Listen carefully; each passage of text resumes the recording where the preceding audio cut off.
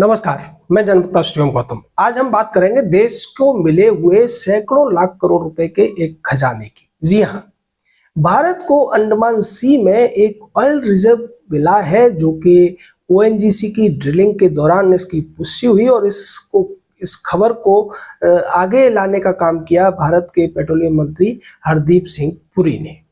उन्होंने एक इंटरव्यू में ये बताया कि गुयाना को जो ऑयल रिजर्व मिला था लगभग उससे बड़े आकार का ऑयल रिजर्व हमें अंडमान सी में मिला है और इस ऑयल रिजर्व के मिलने के बाद में भारत का जो टोटल ऑयल रिजर्व है वो करीब करीब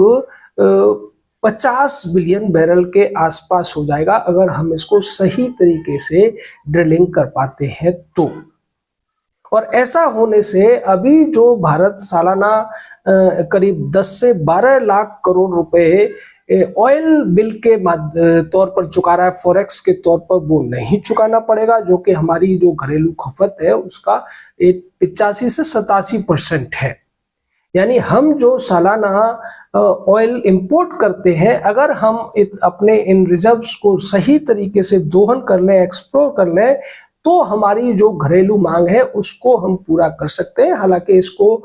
उस लेवल तक ले जाने में अभी हमें बहुत टाइम लगेगा, क्योंकि उसके लिए ड्रिलिंग के लिए बहुत सारा इंफ्रास्ट्रक्चर बनाना पड़ेगा और इसको लेकर उन्होंने ये संभावना भी जताई है कि इस रिजर्व के मिल जाने के बाद अब ऑयल नेचुरल गैस फील्ड में हमारे पास $100 बिलियन से ज्यादा के इन्वेस्टमेंट का एक क्षेत्र मिल गया है। यानी कि देश में करीब करीब 10 से 12 लाख करोड़ रुपए इसमें इन्वेस्ट हो सकते हैं, जिससे हम इस पूरे के पूरी जो हमारी क्षमता है उसका दोहन कर सकें और आगे भी जो बेसिन्स हैं, चाहे कृष्णा गोदावरी बेसिन हो, कोंकण बेसिन हो, अंडमान सी का बेसिन हो या दूसरे जो हमारे ऑयल की संभावना वाले क्षेत्र हैं, उनमें ज्यादा तेजी के साथ हम प्रोग्रेस कर सकते हैं।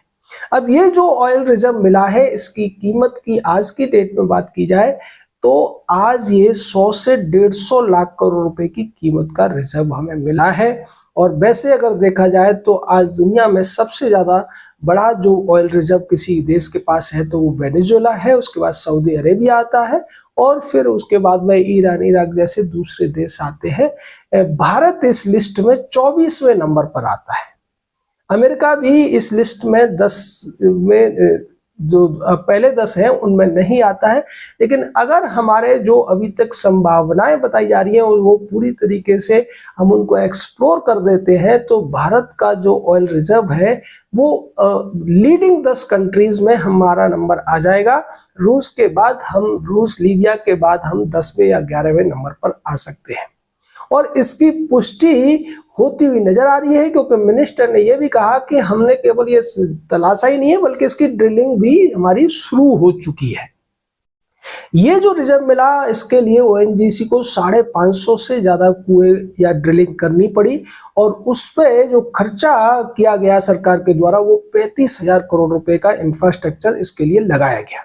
जबकि गयाना का जो ऑयल रिजर्व मिला था उसमें करीब 41-42 ड्रिलिंग हुई थी कुएं और उनमें हर एक ड्रिलिंग पर $100 मिलियन का खर्चा आया था, यानी करीब करीब 800-825 करोड़ रुपए का। लेकिन दूसरी तरफ भारत के अगर खर्चे को देखा जाए तो ये उसका 10वां हिस्सा भी प्रतीत नहीं होता है। तो हमारे देश की जो स्वदेशी टेक्नोलॉजी है, हमारे जो देश के इंजीनियर्स वगैरह हैं, उनकी कार्य क्षमता भी ज्यादा है और अब ओएनजीसी इसको लेकर जो विदेशी बड़ी बड़ी कंपनियां हैं जिनको एक्सपर्टीज है सी या ऑफशोर के ड्रिलिंग में, उनके साथ समझौता करके इस पूरे के पूरे ऑयल फील्ड से ऑयल निकालने का काम करेगी, जिससे आने वाले 5 से 7 सालों में भारत आत्मनिर्भर भी बन सकता है ऑयल के मामले में। जो क्रूड ऑयल हम बाहर से मंगाते हैं उसको धीरे धीरे हम कम कर सकते हैं और इसका फायदा ये होगा कि फॉरेक्स का जो एक बहुत बड़ा हिस्सा विदेशी विनिमय का, फॉरेक्स रिजर्व का ऑयल के बिल पर खर्च हो जाता है, वो हमें नहीं करना पड़ेगा, उसको हम दूसरे कामों में आसानी से खर्च कर सकेंगे। और यही वजह है कि हरदीप सिंह पुरी ने ये कहा कि 2030 तक भारत की इकोनॉमी, अगर हम इन पूरे ऑयल रिजर्व को सही ढंग से एक्सप्लोर कर पाए तो 4 से 5 गुना हो जाएगी। यानी कि अभी जो हमारी इकोनॉमी का साइज 3.7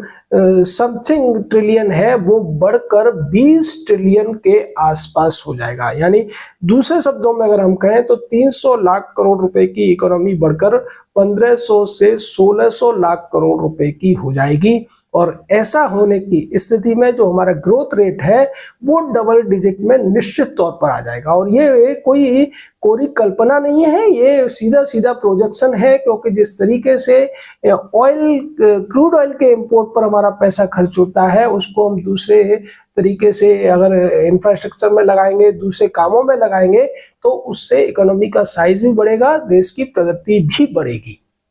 साथ ही साथ जिस तरीके से नितिन गडकरी ईवी को बढ़ावा दे रहे हैं, अभी जो हमारी डिमांड है वो सालाना करीब 2 बिलियन बैरल के आसपास है, जिस पर कि हम सालाना का 11 से 12 लाख करोड़ रुपए खर्च करते हैं। अगर ईवी का हम जो जिस तरीके से प्रोत्साहन दिया जा रहा है सरकार के द्वारा वो बढ़ता है, और हम जो वाहनों की संख्या है उसको भी कंट्रोल कर पाए, तो आने वाले समय में देश को इंपोर्ट पर निर्भर नहीं रहना पड़ेगा। ऑयल यानी डीजल और पेट्रोल के मामलों में, और गैस के मामले में भी हम आत्मनिर्भर हो जाएंगे, क्योंकि अभी दुनिया में जो ऑयल इकोनॉमी है उसकी वजह से तमाम सारे प्रेशर में देशों को काम करना पड़ता है। और दुनिया में ऑयल कंजप्शन के मामले में अभी तो फिलहाल हम दूसरे नंबर पर हैं, लेकिन जिस तरीके से चाइना अपने ऑयल कंजम्पशन को और डिमांड को घटाने में लगा हुआ है, उसके बाद हम पहले नंबर पर भी पहुंच जाएंगे। और ऐसी स्थिति में हमारी निर्भरता ऑयल निर्यातक देशों पर बहुत ज्यादा हो जाएगी। तो इसलिए ये जो न्यूज है ये देश के लिए बहुत बड़ी पॉजिटिव न्यूज है, देश के लोगों के लिए पॉजिटिव न्यूज है। और इसको लेकर कुछ लोगों ने अलग गलत तरीके से पेश करने की कोशिश की, और कुछ ने ये कहने की कोशिश की कि देश को 20 ट्रिलियन डॉलर का एक ऑयल रिजर्व मिल गया है, जबकि हकीकत ये है कि ये जो ऑयल रिजर्व मिला है वो 1 से 1.5 ट्रिलियन डॉलर का है, यानी कि 100 से 150 लाख करोड़ रुपए का। लेकिन ये भी बहुत बड़ी बात है, क्योंकि अभी तक हमारे पास जो ऑयल रिजर्व थे या जिनकी खोज हुई थी उनमें ये सबसे ज्यादा बड़ा है, और लगभग उन सभी को मिलाकर जितना ऑयल रिजर्व हमारा बनता है उससे भी बड़ा है। तो ये आने वाले समय में हमारे देश की जो ओएनजीसी, ऑयल इंडिया या दूसरी कंपनियां हैं उनके लिए एक बहुत बड़ा अवसर है। और इसको मिलने के बाद देश की ऑयल के मामले में जो आयात पर निर्भरता है उसके पूरी तरह खत्म होने की संभावना नजर आती है। फिलहाल हम 85 से 87% जो अपनी जरूरतें हैं वो आयात के माध्यम से पूरी करते हैं, 13 से 15% ही हम उत्पादन कर पाते हैं। लेकिन आने वाले समय में जो गवर्नमेंट ने पॉलिसी चेंज की है और जो प्रोत्साहन दिया जा रहा है इस तरीके के कामों को, उसके बाद हमारी आत्मनिर्भरता की जो एक संकल्पना है वो पूरी होती हुई नजर आ रही है। और इससे देश के हर नागरिक को खुश होना चाहिए, क्योंकि हम किसी क्षेत्र में तो कम से कम आत्मनिर्भर हो रहे हैं। और ऐसा अगर होता है तो भारत की इकोनॉमी का साइज भी बढ़ेगा, रोजगार के साधन भी, रोजगार के अवसर भी बढ़ेंगे, और दूसरे क्षेत्रों में भी विकास के लिए पैसे को लगाया जा सकेगा। जो अभी हम इंपोर्ट पर खर्च कर रहे हैं, और एक और बड़ा जो फॉरेन एक्सचेंज का जो फ्लक्चुएशन है वो भी इसी वजह से होता है कि हम ऑयल के मामले में बहुत ज़्यादा फॉरेक्स यूज करते हैं। जब हमारी डिमांड कम हो जाएगी फॉरेक्स की और हमारे खर्चे के लिए कोई दबाव नहीं रहेगा, तो फिर डॉलर और रुपए का जो संबंध है वो भी हमारे ही हित में जाता हुआ दिखाई देगा। तो इस तरीके से ये बहुत बड़ी उपलब्धि है देश के लिए, और इसके लिए भारत के हर नागरिक को हम बधाई देते हैं। जय हिंद, जय भारत।